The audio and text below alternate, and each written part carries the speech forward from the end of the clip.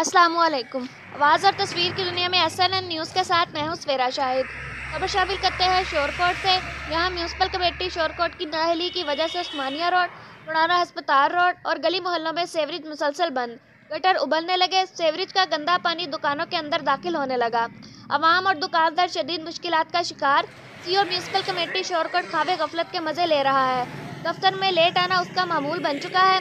लाखों रुपए की मशीनरी होने के बावजूद CO की अदम तवज्जी की वजह से सेवरेज का निज़ाम मुकम्मल तौर पर नाकाम हो चुका है। दफ्तर में बैठकर सब अच्छा की रिपोर्ट दी जाती है, मगर अमली तौर पर कुछ नहीं किया जाता। अवामी हलकों का कहना है कि CO म्यूनसिपल कमेटी ना तो किसी की कॉल सुनता है और ना ही दफ्तर का अमला अवामी मसाइल सुनने को तैयार है। गली मोहल्लों में सफाई पर कोई तवज्जो नहीं दी जाती और मुफ्त में लाखों रुपए तनख्वाह की मद में वसूल किए जाते हैं।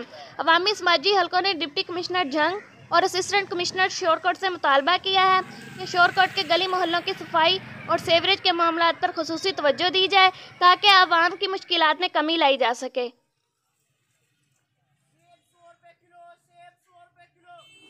ताज़ा तरीन अपलोड्स की नोटिफिकेशन हासिल करने के लिए हमारे चैनल को सब्सक्राइब करें और साथ में दिए गए घंटी के निशान को दबाना ना भूलें।